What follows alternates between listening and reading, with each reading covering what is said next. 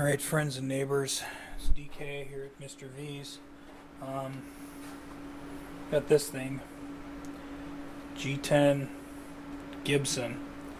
I've heard these were actually, this is made in Canada, it says on the back, and I've heard these were made by Garnett, and there's like a series called Genesis or something. Those knobs look like trainer knobs, so it definitely has the Canadian thing going on for it. Some person took the grounded part of the plug off. That wasn't very nice. I'd like to fix that.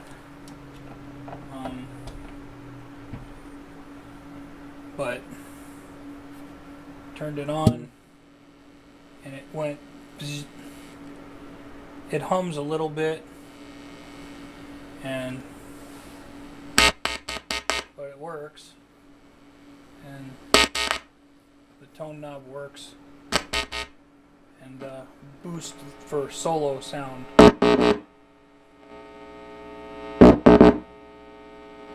So pots are a little dirty and scratchy, but it wants to work. So I think this just needs a cleanup and service, and then it'll be ready to be enjoyed. But since this is mine and I'm not getting paid to do this, I'm gonna like deep clean it and do all of that business because I can, and you know, it's mine. Well, I'd like to take the chassis out, but it appears that the speaker is soldered into there and there's no place to unplug it, which, you know, it is what it is. This is kind of a, I don't know, my first guitar amp kind of guitar amp. Fancy Gorilla. Alright, so I'm going to heat up the soldering iron to take that off, and then there should be 4 screws and a chassis will come out. Okay, Canada jokes aside, the screws do have a slot for a flathead, but they're Robertsons. They're like square drive Robertsons. Yeah, this thing's Canadian. Okay, so by the looks of it, the PCB is just held on by the pots, which are those monstrous pots, like similar to what Trainer used. And then this has like, that might be a TDA module there or something like that. That's the main power hub of this thing. This really is kind of a typical practice amp. My first Gibson, I guess, for kids. I don't know. But kind of weird that they used some axial caps standing up as opposed to radials, but it probably what was available. And then they got a grounding point here that also holds the heatsink bracket for the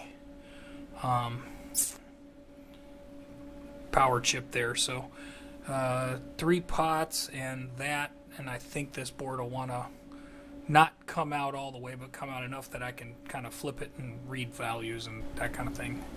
Okay, so there's 4 electrolytic caps here. There's a 2200, a 220, an unusual value of a 1400, and a 125.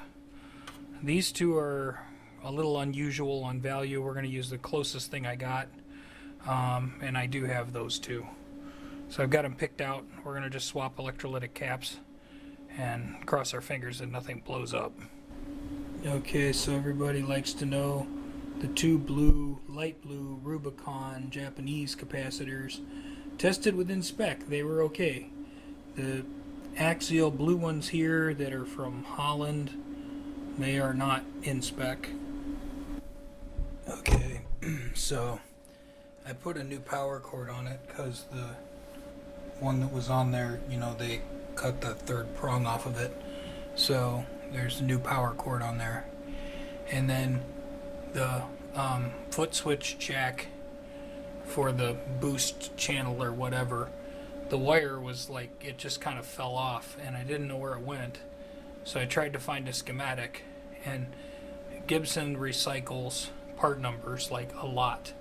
So when you look for an amplifier named G10, the most common one you're going to find is one from the 70s, and this is from the 80s.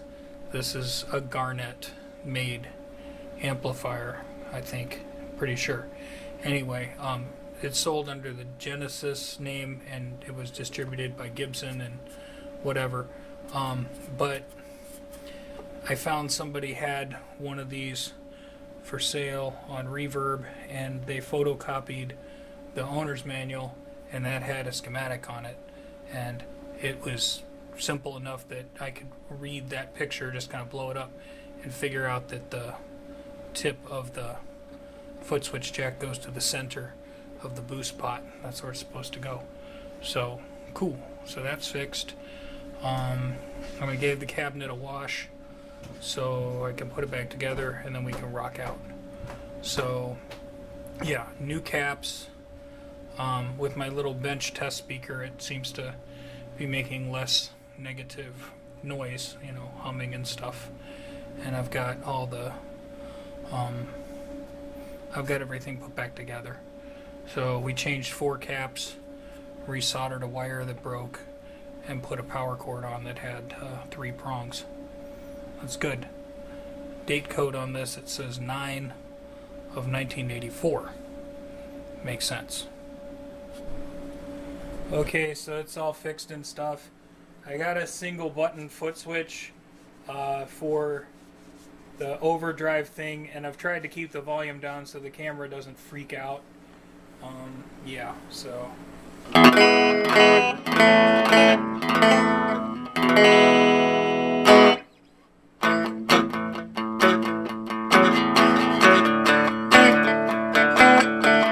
And the camera's freaking out anyway. Let's turn down the camera volume. Ooh, alright, there we go. Alright, let's see.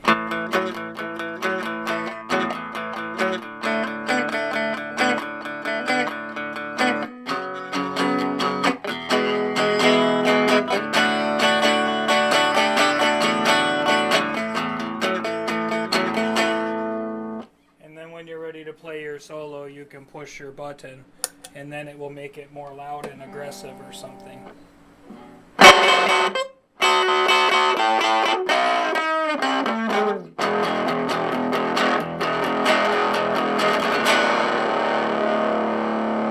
Oh yeah, that's solid state distortion if there ever was some.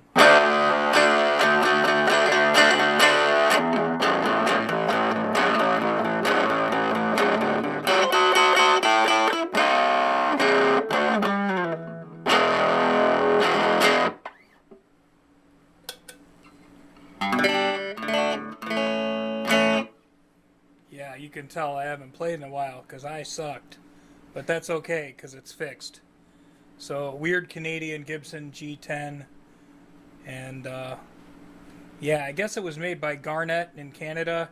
And it's obvious it's a Canadian amp because it's all full of Robertson screws. It's not convenient for me. Alright, bye.